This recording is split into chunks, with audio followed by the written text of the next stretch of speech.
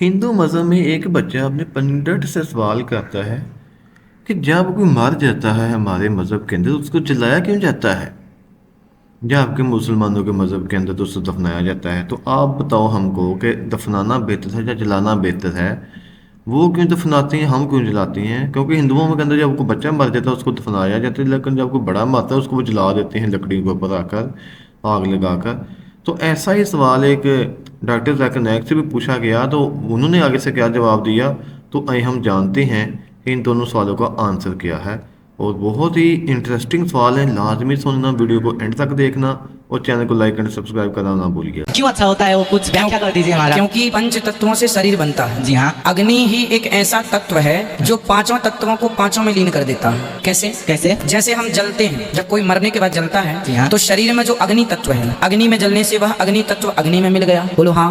وایو تتو نکل کے وایو میں مل گیا، بولو ہاں۔ جل تتو بھاپ بن کے اڑ گیا، ہاں۔ بچا آکاش تتو، تو آکاش تتو آکاش میں، پھر بچی مٹی تتو تو راکھ بچ گئی۔ اب آپ کسی کو زمین میں گاڑ دیں گے تو زمین میں گاڑنے کے بعد مٹی تتو، پرتھوی تتو تو پرتھوی میں مل جائے گا، جل تتو جل میں مل جائے گا، پر مٹی کے اندر آکاش تتو کیسے ملے گا؟ پہلا، ٹھیک ہے۔ دوسرا تتو اگنی تتو مٹی کے اندر کیسے ملے گا؟ اس لیے وہ مرنے کے بعد تو پھر سب ہڈیاں گل ہی جاتی ہیں زمین میں گاڑنے پر پھر بھی جو ہمارے سناتن دھرم کا پروسیس ہے کہ 5 ہندو بچے دفنائے جاتے ہیں نا، ہندو بچے ہندو مذہب میں چھوٹا بچہ ہے اس کو جلایا نہیں جاتا، اس کو دفنایا جاتا ہے۔ پھر بھی کئی مسلمان ہیں جو ڈوب کے مرتے ہیں، جو جل کے مرتے ہیں، ان کو بھی دفنایا نہیں جاتا ہے، جن کی ہمیں ملتی نہیں۔ یہ جب اللہ تعالیٰ کہیں گے کہ پھر سے ہم زندگی دیں گے، ضروری نہیں کہ آپ قبر میں سے لے آ جائیں گے، جو بھی انسان مر چکا ہے اس کے نئی زندگی دی جائیں گے۔ قرآن مجید میں اللہ تعالیٰ فرماتا ہے کہ اللہ اس میں جان ڈالیں گے، پھر موت دیں گے، پھر سے جان ڈالیں گے۔ تو اللہ جان ڈالیں گا، چاہے وہ قبر میں ہے، چاہے جلایا گیا ہے، چاہے ڈوب گیا ہے، جو بھی حالت میں ہے اللہ اس انسان میں پھر سے جان ڈالیں گے۔ اور اللہ تعالیٰ کو جان ڈالنا بہت آسان ہے، چاہے آپ دفنائے گئے ہیں یا چاہے جلا دیے گئے۔ اللہ تعالیٰ فرماتے جب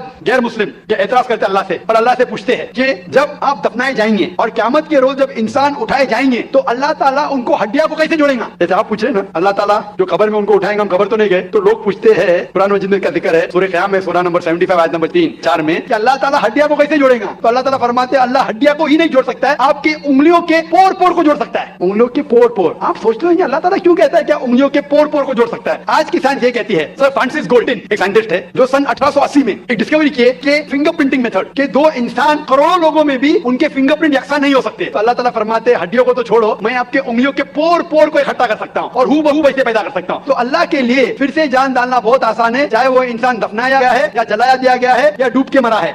جی آنسر تو آپ نے سن لیا کہ ڈاکٹر ذاکر نائک صاحب نے بھی بہت ہی پیارا آنسر دیا کہ انسان جیسا بھی مرا، جیسا بھی دفنایا گیا، جلایا گیا ہے، اللہ تعالیٰ اس میں جان ڈال دے گا، قیامت والے دن اس کو کھڑا کرے گا، اس سے پورے سر کا پورا حساب کتاب اس سے ہوگا۔